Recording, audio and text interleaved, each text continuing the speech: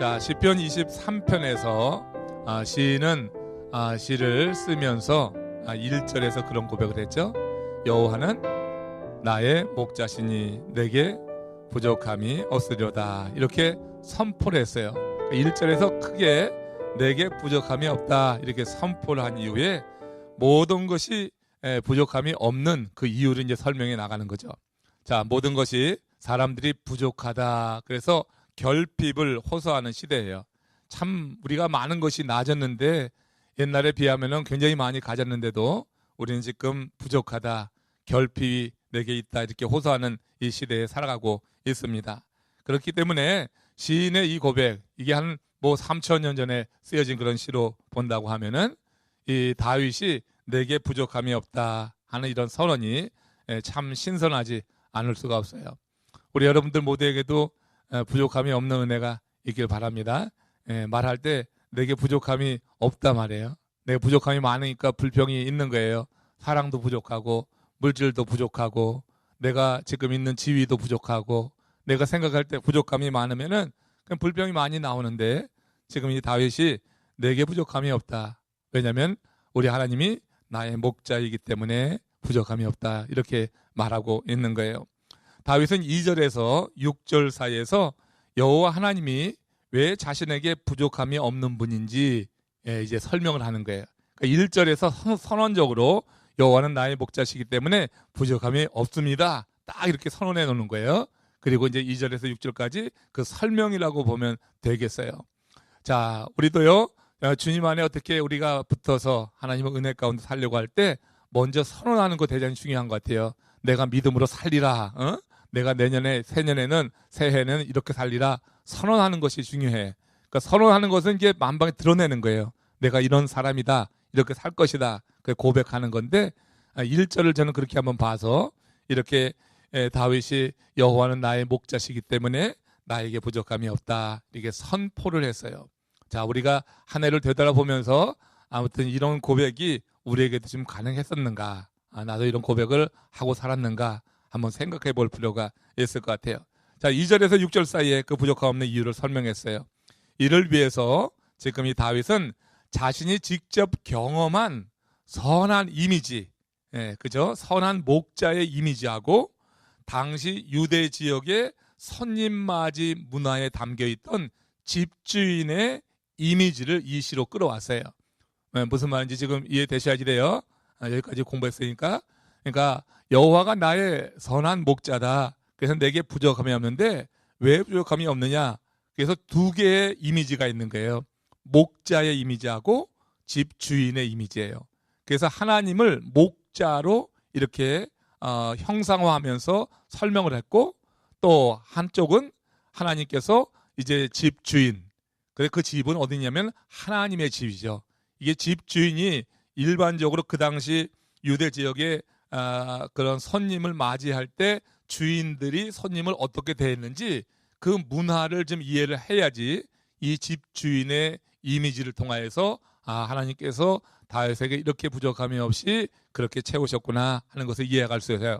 그래서 두 가지 이미지, 목자와 집주인의 이 두 가지 이미지를 이 시편 23편을 이게 우리 상고할 때는 잘 생각을 해야지 돼요. 이 두 이미지만 가지면은 시편 전체를 잘 이해했다고 볼 수가 있어요. 자, 다시 말해서 1절에서 3절 사이에서 다윗은 하나님을 뭐로 설정을 했어요? 선한 목자로 그렇게 고백하면서 선한 목자가 자신을 어디로 이끌었다고요? 푸른 풀밭에 어떻게 했다고? 그렇죠. 이제는 우리 권사님도 아시죠? 푸른 풀밭에 와서 풀을 먹이시고가 아니라 풀밭에 누이셨다고 하는 거예요. 그러니까 풀을 먹이는 것보다 훨씬 더 양을 배려하는 목자의 마음을 볼 수가 있는 거예요. 단순히 풀만 먹이는 것은 사꾼들도 그렇게 할 수 있어요. 그런데 선한 목자는 풀만 먹이는 것이 아니라 그 양이 편히 누울 수 있도록 배불리 먹일 뿐만 아니라 주변 환경도 안전하게 맹수가 근접하지 못하도록 그렇게 차단하고, 그리고 양 스스로가 갖고 있었던 몸의 고통 같은 것들, 몸을 괴롭게 하는 그런 찐득이나 벌레나 이런 것도 제거해 주면서 양이 잘 먹고 주변의 안전한 상태를 그렇게 확인하고 자기 내적으로는 고통이 없고 괴로움이 없는 그런 상태에서 이제 편히 어떻게 해요?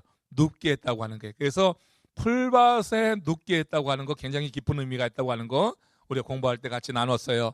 단순히 풀을 먹이시는 그런 목자가 아니라 풀밭에 누이시는 목자다. 이를 위해서는 이렇게 세 가지 전제 조건이 갖춰져야 되는데 이렇게 선한 목자는 그렇게 양들을 돌보지만 사건들은 그렇게 하지 않아요. 그냥 돈 받고 하는 거기 때문에 그냥 풀만 먹이지 그들의 안위에 대해서 그들의 안전에 대해서 신경 쓰지 않고 그냥 자기의 맡은 시간 동안 풀만 먹이고 만단 말이에요. 그런데 다윗은 하나님이 선한 목자다. 그래서 자신을 푸른 풀밭에 누이셨다. 이 말씀이 굉장히 깊이 의미가 있고요. 또 쉴만한 물가로 어떻게 해요? 인도하셨다 그랬잖아요. 그 쉴만한 물가라고 하는 것은 어떤 물가라고 했어요? 지금 리뷰하는 거예요. 뭐예요? 어떤 물가예요? 네, 잔잔한 물가. 크게 흐르지 않는 거예요. 경랑이 흐르는 물에서는 양이 물을 마실 수가 없어요. 겁이 너무 많기 때문에 양들은 빨리 흐르는 물에서는 물을 못 마셔요. 그래서 목자는 잔잔한 물가로 이끌어 가는 거예요. 그리고 혹시 잔잔한 물가가 없을 때는 어떻게 했다고 했어요? 큰 돌을 갖다 막아서 나뭇가지를 갖다 대가지고 그 경령을 이렇게 좀 차단하면서 그래서 그 물을 잔잔하게 만들어서도 이렇게 양을 먹이려고 했다고 하는 거예요. 그래서 풀밭에 누이시고 쉴만한 물가로 인도했다고 하는 것이 양을 배려하는 목자의 마음을 볼 수 있는 그런 대목이 되었다. 이렇게 말씀을 드렸죠. 그리고 이제 또 목자가 이 양인 이 다윗을 이끌어갈 때 다윗이 사망의 음침한 골짜기에 있었던 그런 상황들, 사실은 시편 23편이 기록될 당시에 그 다윗의 상황이 사망의 음침한 골짜기에 있는 것처럼 어렵고 두려운 상황이었다고 말씀을 드렸어요. 그런데 그 사망의 음침한 골짜기에도 내가 해를 두려워하지 않는 것은 주께서 나와 함께 하심이 때문이다. 지난주에 말씀드렸던 시편 23편의 전체 주제라고 볼 수도 있어요. 그래서 주님께서 함께 하셨던 그런 순간순간들, 풀밭에서 물가에서 사망의 음침한 골짜기에서 어디에서든지 그래서 이 얘기를 강조하는 거예요. 그러니까 목자가 돼가지고 이제 양인 다윗을 이끌어 갈 때 하나님이 이렇게 여러 상황 속에서 그를 이끌어 가셨고 그 여러 상황 속이 정말 대조적인 거잖아요.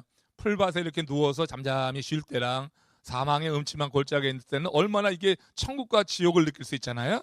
그죠? 그러니까 풀밭에 누워 있을 때는 정말 한가롭고 평안한 그런 모습을 연상할 수 있는데 사망의 음침한 골짜기 그게 아니란 말이에요. 맹수가 언제 뛰어들지 모르는 그런 두려운 상황이에요.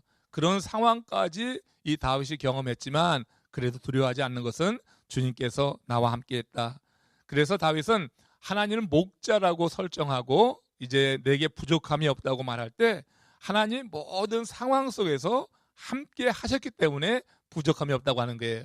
그래서 다윗이 부족함이 없다고 말하는 것은 모든 물질적 상황이 다 공급돼서가 아니라 하나님이 함께 한다고 하는 사실 하나가 너무 확실하게 믿어지니까 부족함이 없다고 말하는 거지, 모든 것이 다 공급돼서 세상에서 내가 원하는 모든 것이 다 공급돼서, 아니 사망의 음침한 골짜기 그게 아니잖아요. 사망의 음침한 골짜기에서 모든 것이 없는 상황이잖아요. 그렇잖아? 푸른 풀밭에 누워있을 때는 정말 많은 것이 공급되고 이렇게 평안하고 좋지만 그런데 사망의 음침한 골짜기는 안 그렇잖아요. 그러니까 이렇게 객관적으로 풀밭과 사망의 음침한 골짜기를 보면은 이게 너무너무 차이가 나는 거란 말이에요. 정말로 사망의 골짜기에서는 부족한 게 많았어요. 그럼에도 불구하고 다윗의 1차적인 고백은 뭐예요? 하나님이 나의 목자시기 때문에 내게 부족함이 없다. 그러니까 부족함이 없다고 하는 이유는 뭐냐면은 모든 게 다 공급돼서가 아니다. 그의 인생에는 풀밭의 인생도 있었지만 사망의 음침한 골짜기를 지나는 인생도 있었다. 그럼 사망의 음침한 골짜기를 지날 때는 모든 게 없는 건데 그럼에도 불구하고 다윗은 1절에서 말하기를 여호와 하나님은 내가 하나님 앞에서 부족함이 없다 이렇게 말하는 것을 보면은 많은 것이 공급돼서가 아니라 하나님이 그와 함께 한다고 하는 사실이 믿어지기 때문에 부족함이 없다고 말한 것이다 하는 거예요. 자, 여기까지 우리가 공부한 거예요. 다 이해되시죠? 그러니까 우리가 부족함이 없다고 말할 때는 하나님이 주여 내가 이것이 필요합니다, 저것이 필요합니다 하고 그렇게 외칠 때마다 하나님이 채워줘서가 아니라 내가 주님을 부를 때마다 주님께서 나와 함께 한다고 하는, 내가 하나님과 함께 한다고 하는 그런 믿음이 우리 가운데 있을 때 그럴 때 우리도 부족함이 없다고 말할 수 있는 것이다 하는 거예요. 그런 점에서 여러분들은 하나님이 부족함 없이 여러분들에게 채우시는 그런 분으로 고백되십니까? 아멘. 그래요. 아무튼 우리는 가끔 뻔뻔해요. 네. 그렇지만 아무튼 우리가 그렇지 않음에도 불구하고 그러나 이런 고백까지 하나님은 기뻐하신다고 생각해요. 그렇죠? 이렇게 고백하면서 점점 더 이렇게 갖추어가서 정말로 내가 사망에 얹지만 골짜기에 있는 것처럼 모든 것이 다 떨어져 나가는 거예요. 아무것도 없어요. 먹을 것도 없고 사람도 없고 그냥 사망에 얹지만 골짜기는 누가 동행도 안 해줘. 하나님 외에는 동행하지 않아요. 우리가 사망에 얹지만 골짜기에 떨어져 있을 때는 정말 사람들 같이 안 하려고 해요. 그때는 사람들 다 떠나요. 다 하나둘 떠나는 거예요. 그 유명한 잔이온 말이에요. 주변에 다 떠나더라고요. 다 떠나고 마는 거예요. 하나님께서 우리와 함께 하시는 그럴 때 함께 하시는 주님을 우리가 경험한다고 하면은 그래, 주님이 나의 목자구나. 내가 정말 부족함이 없다. 주 안에 있다고 하는 확신이 사람을 그렇게 성숙하게 믿음으로 만든다고 하는 것을 생각해 봅니다. 자, 우리는 지난주에 3주에 걸쳐서 바로 목자 하나님이 시인에게 부족함 없이 채우고 계시고 세우신다는 사실에 대해서 지난 3주 동안 같이 상고해 본 거예요. 자, 오랜 동안 했지만 핵심 내용은 그런 거였어요. 자, 오늘 이제 마지막 시간을 맞이해서 당시 유대 손님을 맞이하는 집주인을 이제 연상해 보세요. 그 집주인의 이미지로 우리 하나님을 지금 묘사하고 있는 거예요. 그러니까 부족함이 없다고 하는 것이 목자 하나님 1절에서 4절 사이에 4절 중반절까지만 그래요. 그리고 4절 중반절 이후에부터는 집주인 되시는 그거는 이제 하나님에 대한 그런 모습으로 이렇게 설명을 하고 있는 것을 보는데 시편 23편 5절 말씀 같이 읽겠습니다. 자, 오늘 이제 5절 6절인데 시작. 주께서 내 원수의 목전에서 내게 상을 차려주시고 기름을 내 머리에 부으셨으니 내 잔이 넘치나이다. 이제 이것은요, 지금 이 다윗이 하나님의 집에 들어간 것을 연상을 해보면 되는데, 이 하나님에 들어간 것을 연상하기 전에 유대 백성들의 손님 맞이 문화를 먼저 한번 생각을 해볼 때 이 말씀이 잘 이해가 되는 거예요. 여기 보면은 5절의 이 배경은 전반부 1절에서 4절에 목자가 양을 인도해서 길을 가고 있는 상황은 아니죠. 이제 그죠? 1절에서 4절 사이는 하나님 목자라고 했고 그 목자가 푸른 풀밭으로 이끌어가고 쉴만한 물가로 이끌어가고 그리고 심지어 사망의 음침한 골짜기까지도 목자가 이끌어가는 그런 장면이에요. 그러니까 1절에서 4절은 목자가 있고 양인 자기가 쫓아가는 이런 형국이 되는 거예요. 이런 모습으로 그려졌어요. 근데 지금 이 5절에서는 전반부처럼 그렇게 목자가 양을 인도해 길을 가고 있는 상황이 아니죠. 다윗은 자신이 마치 손님이 되어서 대접을 받고 있는 상황으로 지금 이 5절을 전개하고 있는 거예요. 근데 비록 이 후반부에 이 하나님, 주인, 집주인의 그런 이미지를 갖고 있는 하나님이 전반부의 이미지와는 많이 다르죠. 전반부에서는 어떤 이미지?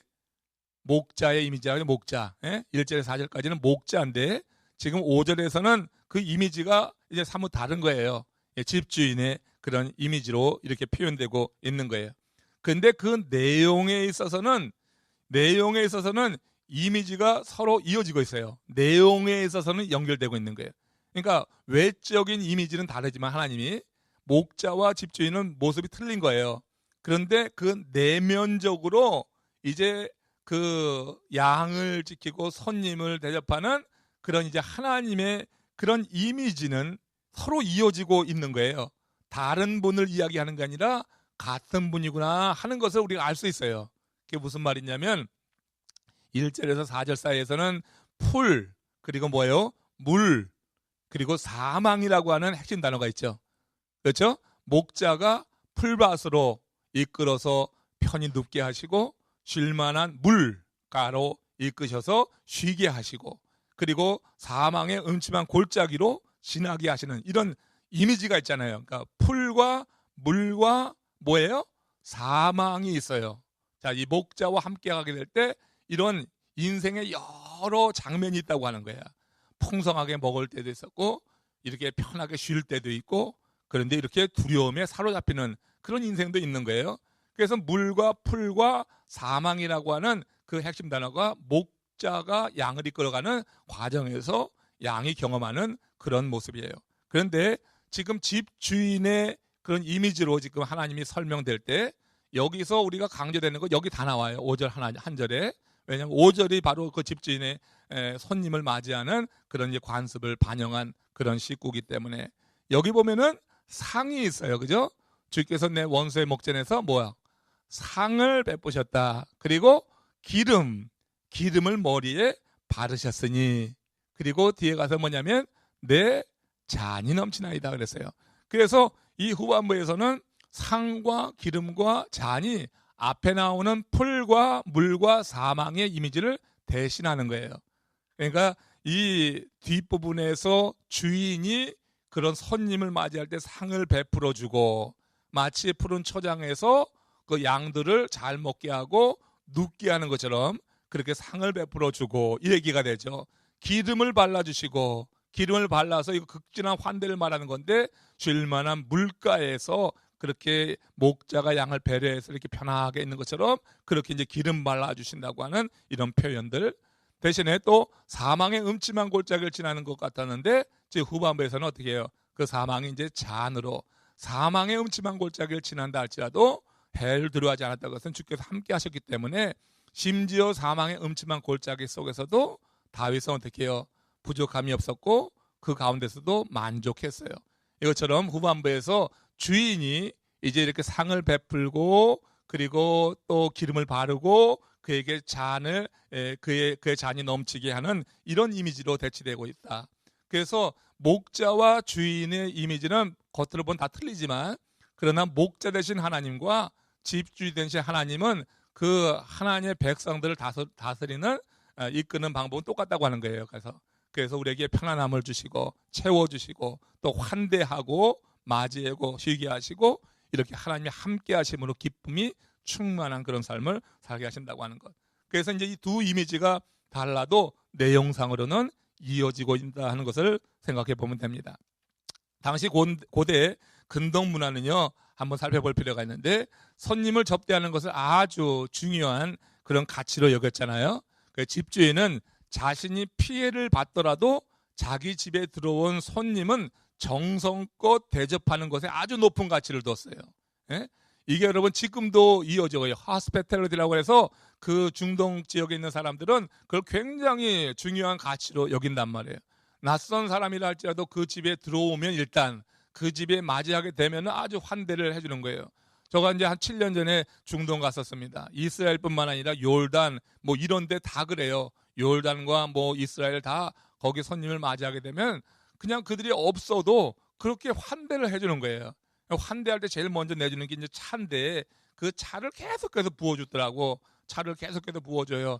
그들이 사는 곳은 참 이렇게 보기에 그렇지만은 손님이 그 집에 차려들면 그렇게 환대하는 것이 그들의 문화다 하는 거예요. 그래서 자신의 그 집에 자신이 어떤 피해를 입더라도 손님은 정성껏 대접한다 하는 거예요. 왜 이런 일이 나오냐면은 중동과 같이 사막이 많은 지역에서는요 나그네는 언제 어디서든지 죽음의 위협을 받을 수 있다고 하는 거예요. 언제 어디서든지 그런 위험한 상태에 놓일 수 있어요. 그렇기 때문에 이 지역에서 나그네를 보호하는 것은 서로 간에 매우 중요하게 여긴 거예요. 왜냐하면 내가 오늘은 나그네 아니지만 나도 나그네가 될 수 있다고 하는 거예요. 한마디로 한자어로 말하면 역지사지예요. 내가 그 입장에 될 수 있겠다고 하는 그와 같은 생각이 그 중동 지역 사는 사람들 일반적인 사람들의 그와 같은 사고방식이었어요. 그래서 사막의 나그네를 방치하는 것은 죽음에 내던지는 것 같다. 나도 그런 입장에 있으면 나도 죽음에 내던지는 거지. 그래서 역지사지 입장에서 이렇게 나그네들에 대해서 그 중동의 문화는 잘 이렇게 돌봐서 생명을 유지해 주게 하는 거예요. 그 나그네를 먼저 받아들이게 되면은 가장 먼저 하는 게 뭐냐면 상 차려주는 거예요. 상. 지금 여기서 이제 다윗이 말하는 것처럼 주께서 내 원수의 목전에서 상을 베푸시고 이 상은 뭐 그냥 리월드가 아니에요. 밥상이지. 그 상을 차려준다고 하는 게 먹을 것을 주는 거예요. 이렇게 먹을 것을 차려서 그에게 준다고 하는 거. 그렇게 이 지역에서 나그네를 대접하고 보호하는 것은 의무로까지 장려되었어요. 그래서 중동 지역은 지금도 그렇게 이렇게 아무튼 어려운 지역이 아주 사막 지역, 베두인이 사는 그런 아주 철저히 고립된 그런 지역에 들어가도 그런 사람만 만나면 살 수 있어요. 그렇게 며칠을 보호해 줘야지 될 의무로 스스로 여기고, 그리고 그 집주인은 150m 범위 내에서 그 사람을 보호해 줄 책임이 있다고 하는 거예요. 이 사람을 누구도 건드리지 못하게 하는 거예요. 나그네를 잘 대접하는 것은 마을에서 매우 덕망 있는 존경받는 사람으로 간주가 되어서 마을 사람들은 나그네가 한 명 돌아오면은 자기 집에서 대접하려고 이렇게 그 특권을 누리려고 서로 다투기까지, 좋은 의미에서 이렇게 경쟁하는 그런 일까지 있었다고 하는 게, 다윗이요 지금 이런 집주인의 이미지를 통해서, 그런 집주인에 대해서 얘기하려고 하는 게 아니라 하나님에 대해서 얘기하는 거잖아. 그러니까 이런 집주인의 이미지를 통해서 하나님의 공급하심, 그리고 하나님의 보호하심을 지금 말하고 싶은 거예요. 내게 부족함이 없으리로다 1절에서 말했거든요. 이 부족함이 없다고 하는 것이 바로 이렇게 목자의 하나님, 그리고 집주인의 하나님, 내가 하나님의 집을 찾기만 하면 내 인생이 어떠한 어려움이 있어도, 지척의 원수가 있어도, 어떤 위험한 일을 만나도 일단 하나님의 집에 들어가면은 나는 안전하다고 하는 이런 고백이 지금 다윗이 이 비유 가운데 담아서 전하고자 하는 그런 말씀이라고 하는 거예요. 심지어 주인은 손님을 지키기 위해서 우리 문화에서는 정말 상상도 할 수 없는 일까지 했어요. 우리 문화에서는.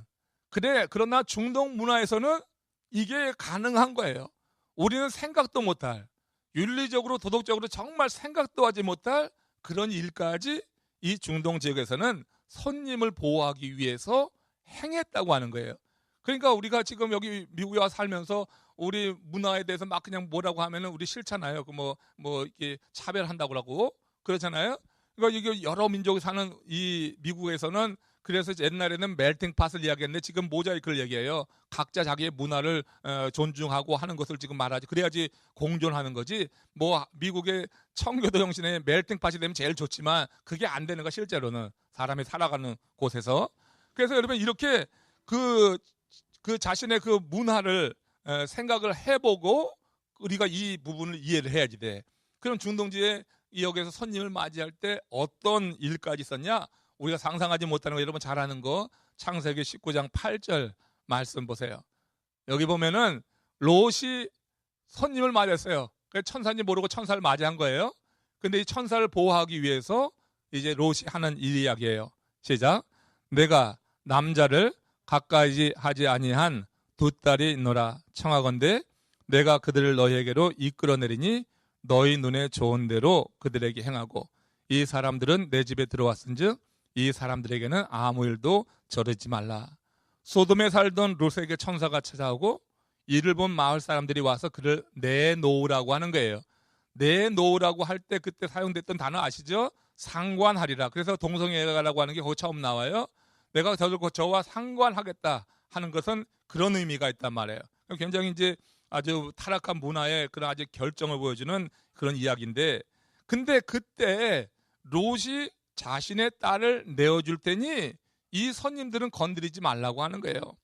우리 한국인들에게 가장 소유중한 존재는 자녀죠. 그죠?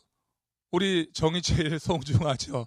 우리 집사님 오늘 정이 왔는데 얼마나 소중히, 얼마나 이쁘고요. 그죠? 가장 소중하잖아요. 아니 이게 우리가 상상이나 할 수 있는 얘기냔 말이에요.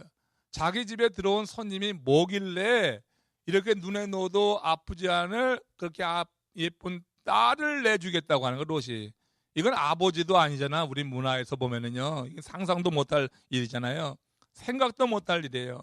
그러나 여러분, 이걸 지금 우리가 도덕적 윤리적으로 따지기 전에 그 얘기하자고 하면 너무 논쟁이 깊어지니까 여기에서 강조하는 것은 그만큼 손님의 대접, 손님 대접의 가치를 그렇게 높이 봤다고 하는 게, 그 정도로 손님을 완전히 보호해 주기 위해서 그 당시 고대 중동 지역의 사람들은 그렇게 자신을 희생했다고 하는 거예요.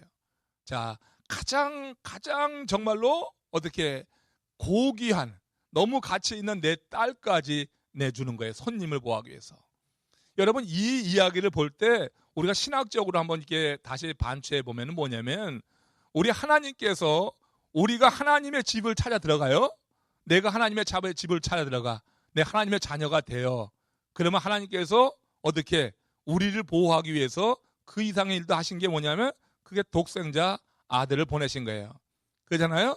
아들이 이 땅에 보내셔서 당신의 이름을 부르고 당신 안에 들어오는 사람을 우리 하나님께서 보호해 주신다고 하는 거예요. 그러나 주 안에 있을 때 그런 보호가 우리 가운데 있는 것을 믿으시기 바랍니다. 그러니까 정말 예수 그리스도를 믿는다고 하면은 당신의 독생자를 그렇게 보내셔서 희생시키면서 나를 구원해 주셨는데 내가 구원받았다고 하는 믿음이 있는 사람이라고 하면은 하나님이 아들을 주셨는데 그 위에 못 주실 것이 어딨냐 이거예요. 그 얘기가 로마서 8장에 나오는 거예요. 그러니까 여러분 하나님의 집에 들어간 사람들을 하나님께서는 그 집주인이 돼가지고 그냥 완벽하게 지켜주신다고 하는 거예요. 에? 우리가 사망의 음침한 골짜기를 지날 수 있어요. 사고를 맞아서 이렇게 우리가 갑자기 인생의 종국을 찍을 수도 있어요. 그럼에도 불구하고 우리는 하나님께 감사하고 하나님 부족함 없는 은혜를 찬양해야 될 것은 우리 하나님께서 우리를 불러가시는 거예요. 저는 이 땅에서 믿음으로 살다가 가는 것이 절대로 여러분 그것이 심판만이 아니에요. 믿음으로 살다가 가면 그것이 축복으로 여러분 여길 수 있기를 바랍니다. 믿음으로 살다가 가는데 뭐 죽는 게 무슨 대수예요. 그러니까 믿음 안에서 살던 사람들에게는 사망의 음침한 골짜기 지나다가 하나님 구원해 주실 수도 있고 데려가실 수도 있는 거예요. 구원해 주실 때만 할렐루야 찬양하고 하나님이 데려가실 때는 그냥 하나님 없다고 이렇게 말하는 거는 이거는 믿음이 잘못된 거죠. 하나님의 이름을 부르며 그 집안에 들어가는 사람을 하나님께서는 독생자를 보내주시면서까지 우리를 사랑하신 것을 보여주셨어요. 증거로. 그렇기 때문에 그 사랑을 보여주시는 우리 하나님은 못할 일이 없는 거예요. 하나님의 집에 들어간 사람들, 이렇게 고대 중동층에서는 자기 집에 찾아온 사람들에게 자기 딸을 내주면 너무나 귀한 딸인데 그 딸을 내주면서까지 손님을 보호하려고 했다고 하는 이 사실을 그런 의미를 가지고 한번 해석을 해보세요. 그러면 예수 그리스도의 십자가의 구속의 사건과 하나님께서 이루신 그 사랑에 대해서 우리가 조금 이해할 수 있지 않을까 하는 생각을 해보는 겁니다. 이렇게 그 고대 중동 지역에서 손님을 맞이하는 그런 이제 그 문화는 정말 우리 상상을 초월하는, 그렇게 지키고 상을 베풀어 주고 이렇게 채워주고 보호하는 이런 정도였다고 하는 거예요. 여기다가 기름을 머리에 바르셨다고 그랬어요. 자, 상을 베풀어서 나그네가 집에 들어오면 배고파요. 그러니까 상을 베풀어서 이제 먹게 하고, 근데 기름을 머리에 부으셨으니 그 다음에 뒤에 가서 내 잔이 넘치나이다 이런 말이 있는데, 이 부분이 이해하기가 좀 어려운 표현이어서 오해가 유발되는 말씀이다, 이렇게 학자들은 이야기해요. 성경 읽다 보면은 머리에 기름을 붓는다는 표현이 가끔 나오죠. 그죠? 머리에 기름을 부어요. 일반적으로 제사장이 정결 예식에 참여한 이스라엘 백성들에게 머리에 기름 붓기도 해요. 그리고 제사장 스스로도 제사장으로 임명받을 때 기름 부음을 받아요. 그래서 일반 백성들에게 기름 부음을 할 때는 그를 속죄한다고 하는 의미가 있어요. 속죄하는 거예요. 제가 여러분들한테 이게 십자가 성호 그면서 오일 바르고 하는 것도 기본적인 건 그런 거예요. 정결하게 하고 그리고 하나님의 축복을 비는 거라고요. 그래서 이제 속죄한다고 하는 의미가 있고, 또 하나님이 택한 사람을 거룩하게 구별한다고 할 때 기름을 붓는 의식을 진행하는 거예요. 그래서 이스라엘 왕을 세울 때 그때 어떻게 했어요? 기름을 부었죠. 우리 그거 잘 알잖아요. 한번 봅시다. 사무엘상 10장 1절에 보면은 여기 사울 이야기인데, 사울 때도 그랬고 다윗 때도 그렇고 사무엘이 기름 부었어요. 시작. 이에 사무엘이 기름병을 가져다가 사울의 머리에 붓고 입맞추며 이르되 여호와께서 내게 기름을 부으사 그의 기업의 지도자로 삼지 아니하셨느냐. 그래가지고 기름 붓는다고 하는 것은 특별한 어떤 사람으로 거룩하게 성별한다고 하는 그와 같은 의미가 있어요. 그러니까 특별히 이제 제사장 왕들에게 기름을 부었고, 이렇게 정결 의식으로 이제 죄를 사함받기 위해서 나오는 이스라엘 백성들에게 제사장이 기름을 부어서 속죄의 의미로 그렇게 기름 부는 일이 있었단 말이에요. 이렇게 기름 부음 받는 자라고 하는 칭호는 왕들에게 적용되어졌기까지 했던 아주 굉장히 의미 있는 그런 행위였어요. 그래서 시편 23편 5절 다시 돌아가서 보면은 시편 23편 5절에서 말씀 이것을 다윗이 왕이 될 때의 기쁨을 말한 것이다 이렇게 오해한단 말이에요. 그건 오해라고 하는 거예요. 주께서 내 원수의 목전에서 내게 상을 차려주시고 기름으로 내 머리에 부르셨으니, 그래서 기름으로 머리에 부었다고 하는 것을 왕으로 구별했다고 하는 그런 의미로 해석을 해서 이렇게 이제 오해를 한다고 하는 건데, 사실 여기서 기름 부음을 받았다고 하는 것은 다샨이라고 하는 그런 히브리어가 사용되는데, 이 동사는 그런 의미가 아니라 좀 의미가 좀 달라요. 머리에 기름을 바르고 붓는다고 하는 말은 그 사람을, 자기 집에 들어온 그 손님을 극진한 손님으로 환대한다고 하는 의미가 있다고 하는 거예요. 여기서 사용한 단어가 그런 단어예요. 그러니까 왕으로 지금 세워서 지금 기름 부음을 받았다고, 지금 쫓기는 상황인데 뭐 지금 상황은 이렇게 상황 속에서, 그래서 그런 의미라기보다는 이게 주인이 손님을 맞이할 때 아주 극진하게 환대한다고 하는 의미로 이렇게 기름 부음을 했다고 하는 거예요. 그래서 새 번역이라고 하는 우리 한국 성경 번역에 보면은 요걸 이렇게 번역해요. 좀 다른 의미에서 시편 23편 5절을 새 번역입니다. 같이 읽어보세요. 시작. 주님께서는 내 원수들이 보는 앞에서 내게 잔치상을 차려주시고 내 머리에 기름을 부으시어 나를 귀한 손님으로 맞아주시니 내 잔이 넘치나이다. 이제 더 분명해졌죠. 그러니까 원래 언어에 더 이제 근접한 번역이 이제 이 새 번역으로 해서 이해가 쉽게 한 거죠. 그래서 머리에 기름을 붓는다고 하는 것은 나를 귀한 손님으로 맞아주셨다 하는 그런 의미가 있어요. 이 기름을 성경 신약에서는 성령으로도 말해요. 성령이 기름 부음이, 성령이 기름 부음 이런 얘기 하잖아요. 그러니까 우리가 주 안에 있게 되면은 성령이 우리에게 기름 부음을 임하여 주셔서 우리로 하나님의 자녀인 것을 더 확증하게 하는 그런 이제 사건으로도 이해할 수가 있어요. 이렇게 머리에 기름을 붓는다고 하는 것, 이것은 그를 환대하는 것이다. 그것도 누구 앞에서 지금 상을 차려주시고 기름을 부은 거예요? 원수 앞에서. 그러니까 얼마나 기쁘냐고. 그죠? 이제까지 쫓겼는데, 이제까지 뭐 나를 그냥만 해치려고 해서 사망의 음침한 골짜기로 처박히기도 했는데, 근데 하나님께서 상을 차려주는데 원수의 앞에서 차려주는 거야. 그리고 기름 부어주시는 거예요. 환대하는 거예요. 그러니까 이게 얼마나 기뻐요. 얼마나. 그러니까 내 잔이 넘치나이다 이 말이 나오는 거예요.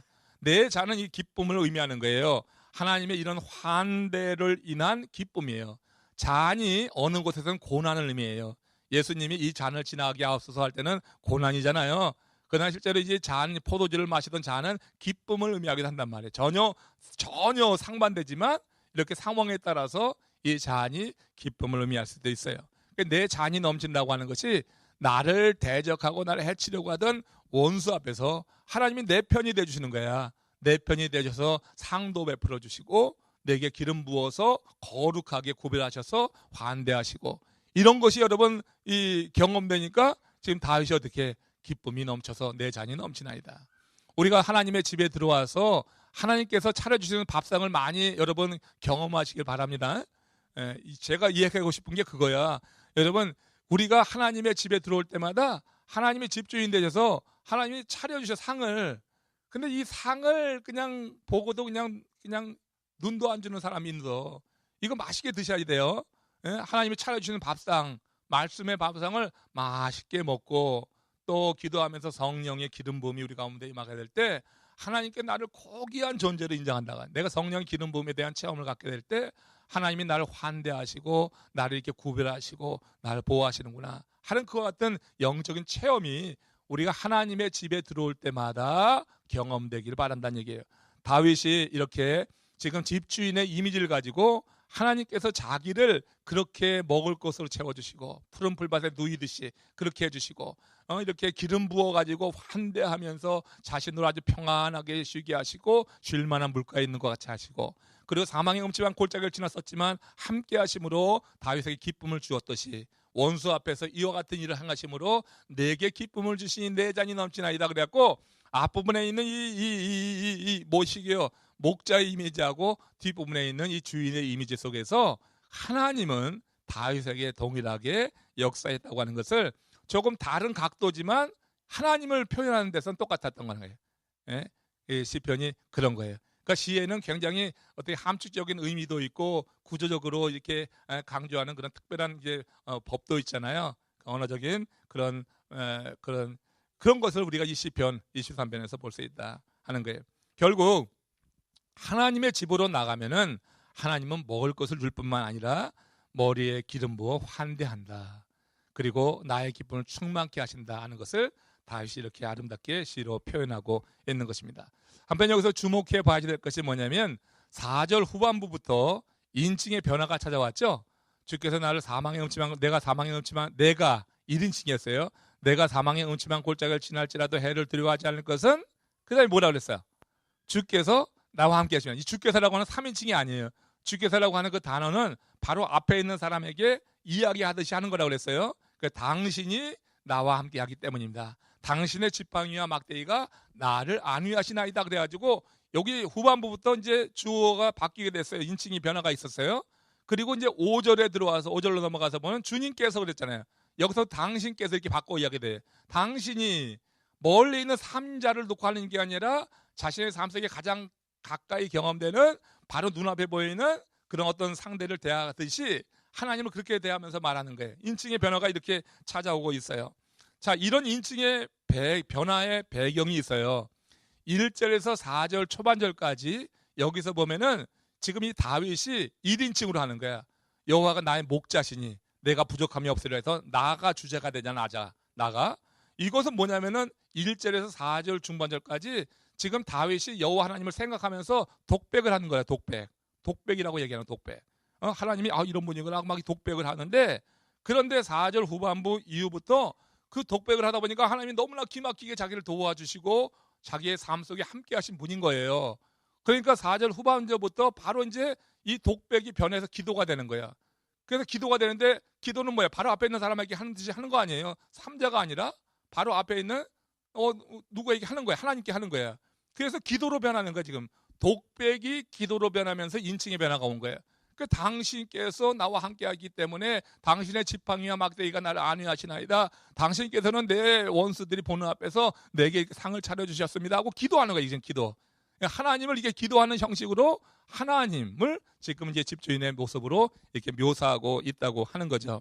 하나님의 임재를 체험하고 내가 너와 함께할 것이다. 그렇게 하나님의 약속을 들은 이후에 하나님과 아주 긴밀한 관계, 하나님과 이 다윗의 관계가 급속하게 친밀해졌다고 하는 사실을 여기서 나타내기 위해서 인칭의 변화가 왔다고 하는 거예요. 처음에는 나 혼자 독백하다가 이제는 어떻게 하나님이 마주 있는 것처럼 하나님과 대화를 나누면서 친밀한 관계에서 지금 대화를 나누듯이 기도하고 있다. 이렇게 지금 인칭의 변화도 그런 의미에서 우리가 살펴볼 수가 있어요. 이런 이해를 가지고 이제 6절을 보면은 그 의미가 더 뚜렷해지는 거예요. 이제는 기도하다가 다시 나왔어. 기도하다가 이제 나오면서 이제 자기 자신의 이제 다시 고백을 하는 거, 신앙 고백이 여기 나오고 있어요. 23편 6절. 발음이 새는 것 같죠? 조금은 제가 오늘 좀 새는 것 같은데 좀. 자, 한번 같이 읽어보겠습니다. 시작. 내 평생의 선하심과 인자하심이 반드시 나를 따르리니 내가 여호와의 집에 영원히 살리로다. 자, 이 말씀이 참 이제 은혜가 되고요. 이게 이제 결론이에요. 자, 내 평생의 선하심과 인자하심 반드시 나를 따르리다.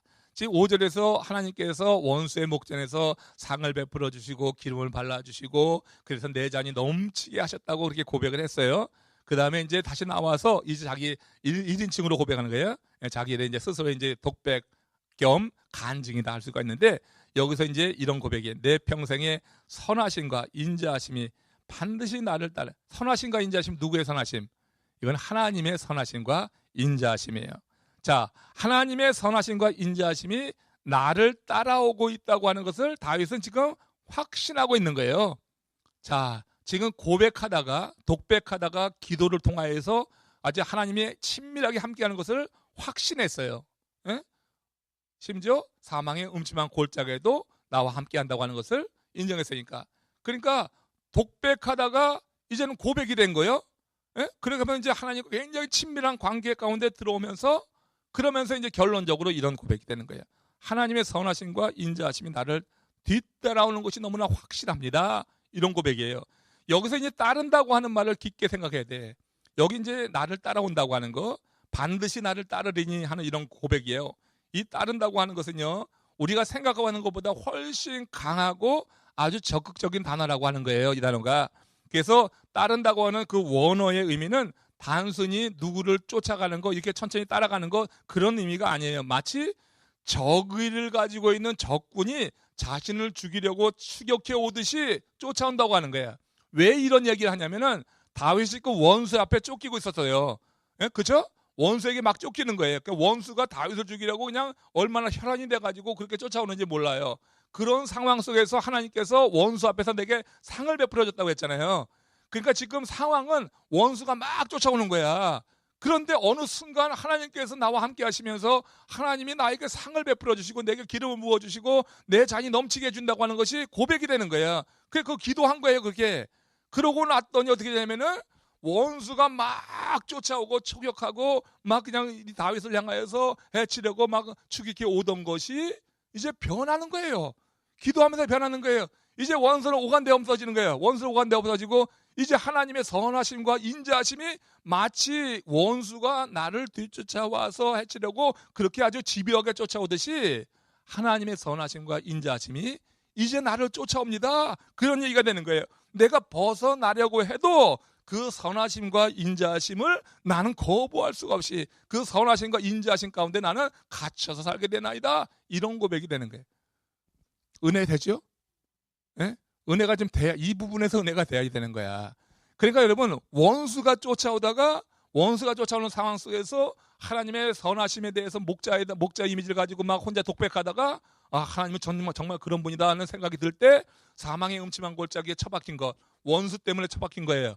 그렇게 된다 할지라도 여기서 주께서 나와 함께 하시기 때문에 내가 해를 두려워하지 않는다. 주의 지팡이와 막대기가 나를 안위하시나이다. 이렇게 기도를 딱 마치고 났더니 이제 어떻게 해요? 원수가 쫓아오는 상황은 아마 그대로였을 거예요. 그런데 다윗은 스스로 이제는 하나님의 선하심과 인자하심이 얼마나 강력한지 원수가 쫓아오는 그와 같은 두려움과 그런 불안함과 그런 염려는 다 사라지고 이제 하나님의 선하심과 인자하심이 자기를 쫓아오는데 마치 원수가 자기를 해치려고 쫓아오는 것 이상으로 그렇게 내가 벗어나려고 해도 계속해서 따라오는 그와 같은 사실을 이렇게 시적으로 묘사하고 있다고 하는 거예요. 여러분, 은혜가 돼야지 감사하고요. 이거는 내 상황 사정은 그렇지만 내 심령에서부터 내 고백이 되는 거예요, 이게. 예? 그러니까 형편, 환경이라고 하는 것은 그런 상황에 있을다 할지라도 내 믿음의 고백은 여호와의 선하심과 인자하심이 정말 정녕 반드시 나를 딴다. 내가 어떻게 거부할 수 없게 반드시 나를 따른다. 이런 고백으로 이렇게 지금 하고 있는 거예요. 그래서 이 사실을 깨닫고 6절 후반절에서 뭐라고 했냐면 다시 인칭을 이제 1인칭으로 옮겨서 결단하는 거예요. 내가 여호와의 집에 영원히 살리로다. 하나님이 나와 함께 하시는 것이 너무나 확실하니 나도 이제 하나님과 함께 하겠다. 그런 얘기예요. 예? 이 짧은 시에 굉장한 의미가 있는 거예요. 이렇게 시편 23편은 좋으신 하나님, 완전히 잘 지키는 그 하나님에 대한 완전한 신뢰가 담겨 있는 그런 고백의 그런 시라고 하는 거, 아름다운 시라고 하는 거예요. 여러분, 정녕 내가 여호와의 선하심이 나를 따르기 때문에 나도 여호와의 집에 영원히, 이제 하나님이 언제 부르실지 모르지만 여호와의 집에 영원히 거하겠습니다. 그 얘기는 이제 내가 하나님 안에 영원히 거하겠다고 하는 그런 시인의 간증으로 이 시가 마무리되게 된 것입니다. 그래서 여러분, 시편 23편은 우리가 대략적으로 정리해보면 이런 거예요. 지난 4주간 우리는 여호와 하나님을 목자로 고백한 다윗의 신앙 고백이 담긴 시를 살펴본 거예요. 시편 23편은 여호와 하나님을 목자로, 주인으로 고백한 다윗의 신앙 고백이다. 그는 하나님이 자신의 목자이기에 부족함이 없다고 했죠. 그리고 그 이후로 자신을 어디로? 푸른 풀밭으로 인도해서 눕게 하시고 또 쉴 만한 물가로 이끄셔서 쉬게 하시고, 그리고 또 어떤 데는 사망의 음침한 골짜기에 떨어지는 것처럼 그렇게 자기를 이끌어 가셨지만 그 가운데도 하나님께서 자기를 안위하셨다. 하나님의 지팡이와 막대기로 나를 안위했다. 막대기로 내 다리를 때린 적도 있어요. 밧세바 사건, 인구조사 사건 때 이 다윗을 때렸어, 하나님이. 그 때리신 건 뭐예요? 버리기 위함이 아니라 데려가기 위함이야. 방치하기 위함이 아니라 그를 어떻게 해요? 지키기 위함이었다고요? 그래서 때렸어요. 그래서 하나님이 안위하셨다. 사망의 음침한 골짜기에 처박힐 것 같을 때도 하나님이 나를 이렇게 안위해 주셨다. 자신이 세상 대적에 쫓겨서 하나님을 찾았을 때, 대적에게 막 쫓겨서 하나님을 찾아갔을 때, 그때 하나님이 나를 극진하게 환대해 주셨다. 예? 상을 베풀어 주시고 내게 기름을 발라주시면서 나를 환대해 주셨다. 그래서 원수의 코를 납작하게 해주셨다. 그래서 내가 너무나 기쁨이 충만했다. 이게 여러분 5절까지의 말씀 아니겠어요? 그리고 이제 6절에 들어와서 여호와의 선하심과 인자하심이 늘 이렇게 나를 감싸고 있으니 나는 부족함이 없다. 다시 1절로 같이 이렇게 뜻을 맞추게 되는 거예요. 여호와의 선하심이 부족함이 정말 부족함이 없다. 그래서 나는 만족하다. 그래서 다윗은 끝으로 여호와의 집에 영원히 살겠다. 이렇게 결심하면서 이 시를 마무리하는 겁니다. 자, 전체를 마무리하면서 우리가 정말 여호와 하나님이 내게 부족함이 없는 분이냐 하는 것을 우리가 정말 어떻게 알 수 있을까? 한번 이런 이야기 한번 들어보세요. 팔레스틴 지역에서 양치기들이 양을 칩니다. 양을 쳐요. 근데 양떼들은 그 양치기를 쫓아가죠. 근데 양떼들의 생태를 알기 위해서 그 지역에서 공부하던 한 목사님이 양들과 함께 산 적이 있었대요. 근데 어느 날 갑작스러운 기상 변화로다 심한 폭풍우가 내린 거예요. 양들을 다 동굴로 피신시켜야지 되는데, 근데 그 부근에는 동굴이 하나밖에 없었던 거야. 여러 무리의 양떼가 각각 다른 목자에 의해서 그렇게 인도받고 있었는데 동굴이 하나인데 갑작스럽게 폭풍우가 친 거예요. 그러니까 어떻게 양떼들은 그 한 동굴로 다 모이게 된 거예요. 동굴이 꽤 커서 그곳에 많은 양떼들이 같이 모였고 목자도 같이 있게 되었어요. 이 목사님께서 이 많은 양떼들이 어떻게 섞이지 않고 자기 목자를 따라갈까 궁금했는데 금방 그 의문이 풀렸다고 하는 거죠. 폭풍우가 그치고 이제 양치기 한 사람이 먼저 일어나면서 노래를 합니다. 노래를 하면은 그 양무리 가운데서 섞여있던 양무리 가운데서 딱 일어나는 양떼들이 있다는 게예요. 다른 양은 그냥 그 목자가 노래를 부르든지 말든지 상관도 안 해. 근데 그 목자의 노래소리를 듣고 그 자리에서 일어나는 양떼들이 그 목자를 따라서 나간다고 하는 거예요. 다른 양떼들은 그냥 남아 있는 거예요. 자기 목자가 일어나서 또 자기의 목소리로 그렇게 노래할 때까지 기다리고 있는 거예요. 다 섞여 있는데 모두가 섞여 있는 양 무리 가운데서 그 양들은 자기 목자의 음성을 아는 그런 양들은 일어나더라. 요한복음 10장 27절에서 예수님이 이런 얘기 하셨어요. 내 양은 내 음성을 들으며, 요한복음 10장 27절 펼쳐주세요. 내 양은 내 음성을 들으며 나는 그들을 알며 그들은 나를 따르느니라 그랬거든요. 그러니까 그런 거, 이 말씀이 그냥 그때 이제 그 일로 인해서 경험이 된 거다. 그래서 이제 글을 쓴 것을 이제 읽어봤어요. 그러니까 양들은 목자의 음성을 아는 거예요. 목자가 노래를 부르면 그 목자에게 해당되는 양들은 다 일어나는 거예요. 아무리 많은 양떼가 섞여 있어도 그 목자의 음성을 아는 양은 따로 있는 거예요. 그 양들은 저 목자를 쫓아가야지 산다고 하는 그런 양 나름대로의 믿음이 있어야지 거기 일어나는 거예요. 양의 믿음이라고 하는 거예요. 예? 목자가 노래할 때 믿음 있는 양이 일어나는 거예요. 내가 저 목자 쫓아가지 않으면 난 죽는다 하니까 그 양들이 일어나는 거예요. 그래서 이 양들의 생각에는 어떤 생각이냐면 내가 저 목자를 쫓아가면 내게 부족함이 없어. 저 목자를 쫓아가면 나에게 먹을 것도 주고 쉴 것도 주고 나를 지켜줄 거야 하는 그런 서로의 관계라고 하는 거예요. 목자가 노래할 때 일어났다고 하는 것은 내가 그 사실을 믿는다고 하는 양들의 고백인 거예요. 다른 양들은 못 믿기 때문에 못 일어나는 거예요. 다른 양들은 함께 하지 않았어. 관계가 없는 거야. 그러니까 다른 양들은 그 소리를 듣는데 안 일어나. 근데 그 목자의 양들은 다 일어나서 내가 너들을 이끌게 하는 그 메시지를 듣고 양들은 내가 저기 쫓아가야지 산다. 내게 부족함이 없다 하는 것을 알 때 일어나 나간단 말이에요. 여러분 여기서 생각해봐요. 우리의 문제는 목자를 열어두는 거예요. 우리의 목자는 주님께서 한 분으로 말해서 한 분. 예? 오직 한 분이 우리의 목자가 되어야 될 줄로 믿습니다. 그죠? 오직 그분의 음성이 우리를 이끌어가는 지침이 돼야지 돼요. 우리는 여러분 하나님을 믿습니다. 이거 말합니다. 그런데 하나님만 믿지 않는 사람들이 있는 거예요. 이분을 쫓아가야지 내게 부족함이 없는데 다른 것을 좀 해야지 내게 부족이 채워질 것 같은 거야. 여기 쫓아가다가는 괜히 사망의 영적 걸제가 처박힐 것 같은 거야. 그러니까 우리가 어떻게 우리 하나님께서 말씀하시는데 거기에 리스판스를 하지 않는 거야. 그냥 어떻게 눈치 보는 거야. 다른 사람이 어디로 더 많이 가나? 이 약물이들 어디로 많이 가나? 여러분 내 자신의 하나님을 만난 경험이 있으면 눈치 보지 않는 거예요. 하나님이 내게 들려주시는 음성, 그 음성만 기억하는 거예요. 그래서 여러분 우리 일어나서 나갈 때 내게 부족함이 없이 채우시는 하나님의 은혜를 경험하는 줄로 믿습니다. 그런데 많은 경우에 하나님을 믿는다고 말해. 그런데 하나님만 믿는 게 아닌 거예요. 가진 돈도 믿어보고 주위의 사람들도 믿어보고 자기의 능력도 믿어보고 살아온 경험도 믿는 거예요. 그래서 주님께서 말씀하시는데 거기에 바로 응답하지 않는 거야. 아, 내 경험은 아닌데 하고 버티는 거예요. 주위의 사람들 어떻게 움직이나 동향 살피는 거예요. 또 자기가 갖고 있는 재력을 의지해 보는 거예요. 그래서 여러분 내게 부족함이 없으리라고 하는 체험이 없는 거예요. 정말 우리가 주님이 우리를 이끌어가는 목자다 하는 그런 고백, 나를 환대하는 주인이다 하는 그런 고백이 있을 때, 그럴 때만 우리는 내게 부족함이 없다고 하는 이런 정말 아름다운 고백을 하면서 주님 안에 머물러 살게 될 줄로 믿습니다. 시편 23편 전체 이미지 2개 말씀드렸어요.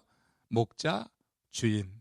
목자는 풀, 물, 사망 이렇게 이끌어가지만 항상 함께 하시는 거고, 또 주인은 상을 베풀고 그리고 기름을 부으시고 그리고 잔을 채워주시는 그런 분이다. 이 이미지가 여러분들의 기억돼서 시편 23편 늘 읽었던, 굉장히 잘 안다고 생각하는 그런 시편이지만 여러분들이 더 마음에 두고 선한 목자를 쫓아가시는 하나님의 사람들 되시기를 주의 이름으로 축원합니다.